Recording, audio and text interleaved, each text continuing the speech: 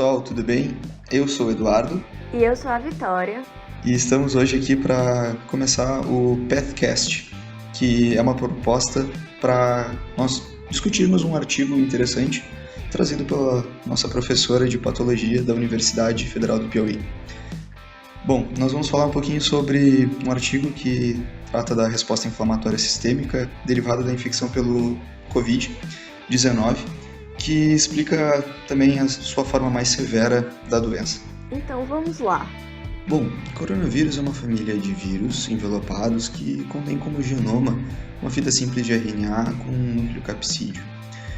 É interessante ressaltar que esse vírus causa doenças em mamíferos e pássaros, e em humanos eles provocam reações variadas, como podemos observar durante toda essa pandemia, né? Desde pacientes assintomáticos a infecções graves do trato respiratório e manifestações sistêmicas letais.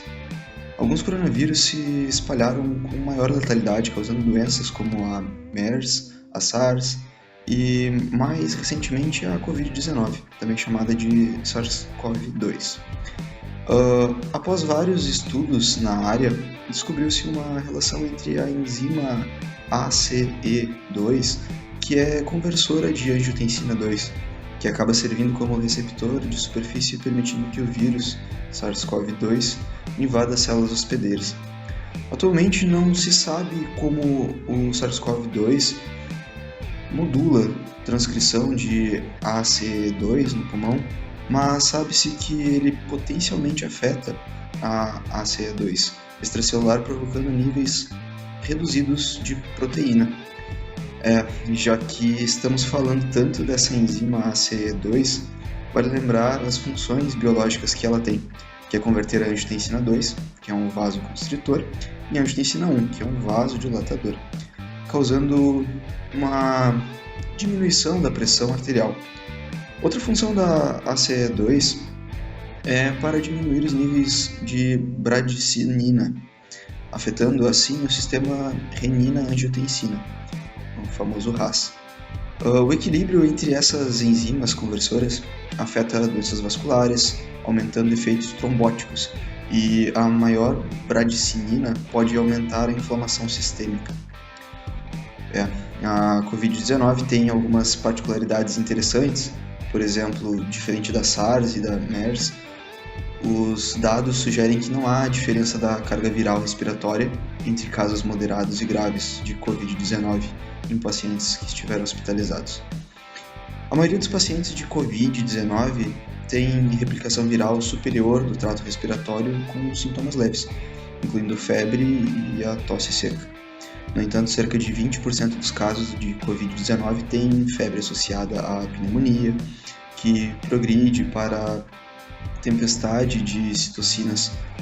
A família de citocinas associadas à Covid-19 foi recentemente nomeada de Cytokine Storm Syndrome, a chamada CSS, e é conhecida por contribuir para a morbidade em pacientes infectados com outros coronavírus.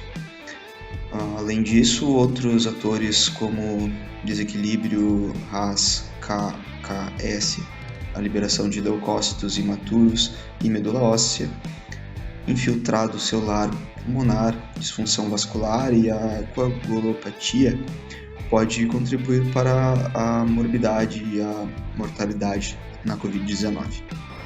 Então, falando um pouco sobre as manifestações sistêmicas da Covid-19. Além do pulmão, essa patologia foi observada também no fígado, rins, intestinos, cérebro, coração e vasos sanguíneos. A classificação de danos pulmonares de Covid-19, como ARDS, estão sob estudos porque a hipoxemia grave é acompanhada por uma redução relativamente leve na complacência pulmonar, sugerindo que outros mecanismos, além do parenquimatoso direto à lesão, pode contribuir para o grau de hipóxia. Para abordar uma visão geral dos processos envolvidos, vamos dividir a progressão de infecção por SARS-CoV-2 em 4 fases, sendo a primeira, infecção do trato respiratório superior e inferior, a segunda, lesão pulmonar associada à Covid-19, a terceira, SIRS, e a quarta, falha sistêmica. e vamos explicar essas fases direitinho mais à frente. Sobre a infecção do trato respiratório superior e inferior, similar a outras infecções respiratórias, a maioria dos pacientes tem a imunidade inata acionada e terão sintomas de gripe comum, como febre, fadiga, entre outros. E existem inclusive propostas de medicamentos para impedir a multiplicação viral nessa fase. E novamente espera-se que a maioria dos pacientes tenha quadro de melhora a partir disso, livrando-se da doença. Com relação aos danos ao pulmão associados ao Covid. Nos pacientes normais, a chegada do vírus no pulmão estimula uma resposta imune apropriada, com muitos linfócitos. Porém, em alguns, há uma resposta inflamatória exacerbada devido à ativação de sensores de ácidos nucleicos nos epitélios pulmonares e à ativação de macrófagos alveolares. Isso faz com que muitos outros polimorfonucleares estejam presentes na área. Dessa forma, há uma liberação extrema de moléculas pró-inflamatórias, como IL-6, IL-8, IL-1B, TNF e TGF-beta. Além disso, células como os neutrófilos produzem radicais livres de oxigênio, mediadores lipídicos e proteases, o que pode danificar o tecido pulmonar. Por exposição à poluição do ar, macrófagos alveolares e células epiteliais aumentam a produção de citocinas pró-inflamatórias, que, por sua vez, culminam na maior presença de granulócitos imaturos na circulação. Em resposta à inflamação aguda, o fígado libera PCR e SAA nos primeiros dias.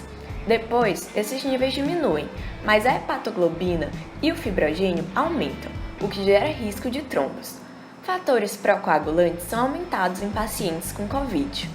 Além disso, outro aspecto dos danos do pulmão associados ao Covid é a expressão excessiva de moléculas de adesão endotelial, o que pode resultar na destruição do glicocálix do pulmão e aumentar a permeabilidade do endotélio, deixando o vírus se espalhar pelo corpo.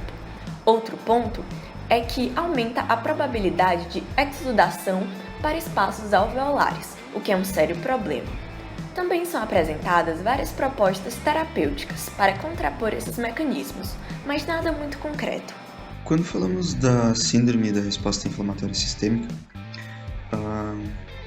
como já mencionado, em algumas situações o vírus e outros PAMPs, que são padrões moleculares associados a patógenos, podem escapar para o resto do organismo, o que provocará uma cascata de problemas.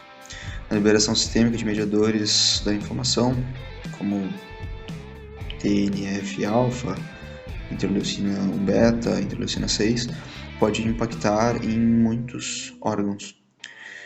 E as citocinas liberadas pelos macrófagos e células epiteliais das vias aéreas hiperativam monócitos e outros macrófagos, além de linfócitos T, o que pode ocasionar em CSS e MAS, SHLH. Por sua vez, pode se relacionar com falha respiratória severa e problemas no sistema nervoso. Como já foi dito, há uma estimulação da medula óssea devido às citocinas pró-inflamatórias liberadas pelos danos nos pulmões, o que aumenta a presença de granulócitos no sangue. E além disso, há infiltrado de leucócitos nos pulmões. Porém, muitos leucócitos também escapam para o sangue, aumentando a presença de células brancas no mesmo. Por isso, muitos tratamentos iniciais buscam controlar essas taxas de células. Isso tudo somando ao que já foi dito dos elementos procoagulantes, que podem estimular os desenvolvimentos de trombos e coágulos em vários lugares do corpo. E essa situação culmina em vários outros problemas severos. Falando agora sobre as falhas sistêmicas. Quando a permeabilidade vascular e a inflamação sistêmica são muito altas, a disfunção vascular e a inflamação podem levar à insuficiência de múltiplos órgãos, incluindo insuficiência respiratória. Muitos tratamentos estão abordando aspectos inflamatórios, como o uso de tocilizumab, que é um anticorpo monoclonal que atua bloqueando os receptores de interleucina 6. A diminuição da interleucina 6 leva a uma diminuição de trombos.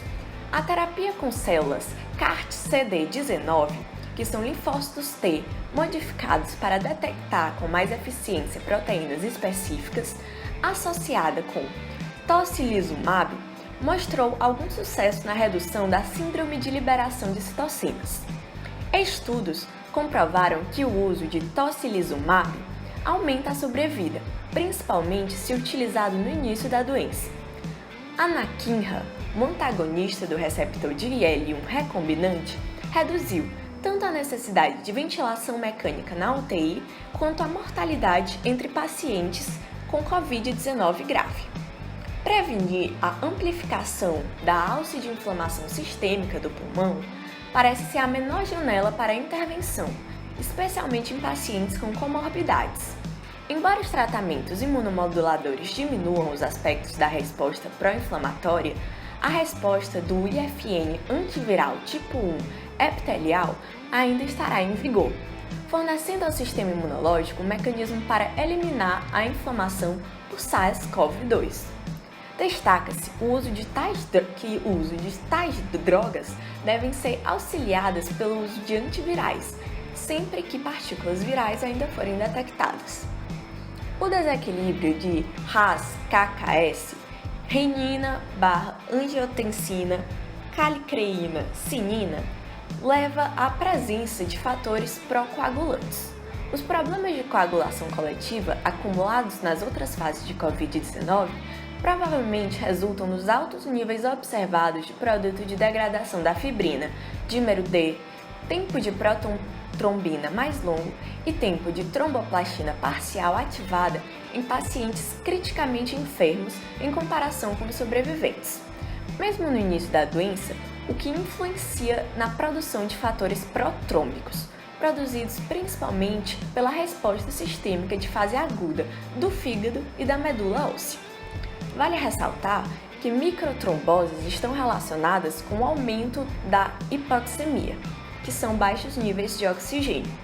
Além disso, outros fatores de resposta imune exacerbada provavelmente contribuem para a coagulopatia, como a ativação de inflamassoma, que são complexos proteico-oligoméricos implicados no sistema imunitário inato, NETs, que são armadilhas extracelulares de neutrófilos, infecções de células endoteliais e piroptose, que é uma forma altamente inflamatória de morte celular programada, principalmente após infecções.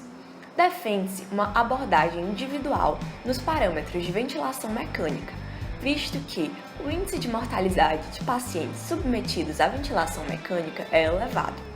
Além disso, configurações da ventilação inadequadas podem exacerbar a lesão pulmonar e contribuir ainda mais para a inflamação sistêmica do pulmão. E a maioria das infecções por SARS-CoV-2 não se desenvolverá em Covid-19 grave. Após a lesão pulmonar, a resposta do hospedeiro determinará a gravidade da doença.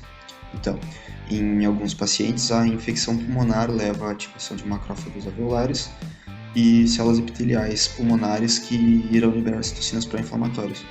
A interleucina 6, fator de necrose tumoral, interleucina 1-beta, aumentam a expressão de moléculas de adesão celular, chamadas CAMS, e VEGF no pulmão, no caso, aumentando assim a permeabilidade do endotélio pulmonar e reduzindo a barreira de proteção, permitindo a disseminação viral e a infiltração de neutrófilos e monócitos inflamatórios. No sangue, essas citocinas vão estimular a medula óssea a produzir e liberar granulócitos imaturos que retornam ao endotélio pulmonar mais aderente e aumentam ainda mais a inflamação pulmonar, levando a SDRA. Este segundo golpe no pulmão leva a um ciclo de inflamação sistêmica, resultando na síndrome da tempestade de citocinas, como a gente tinha falado lá no início, e concomitantemente a resposta de fase aguda causada pela estimulação dos hepatócitos da medula óssea aumenta a produção de plaquetas, fibrinogênio e outros fatores protrombóticos, e a diminuição sistêmica da função do ACE2, a enzima conversora de angiotensina 2, devido à infecção do vírus, impacta RAS, KKS, que culminam em aumento da coagulação e inflamação. O desequilíbrio do RAS-KKS é comum em pacientes com comorbidades e afeta o pulmão, os rins, o fígado, o cérebro e o sistema gastrointestinal, que é bem afetado também.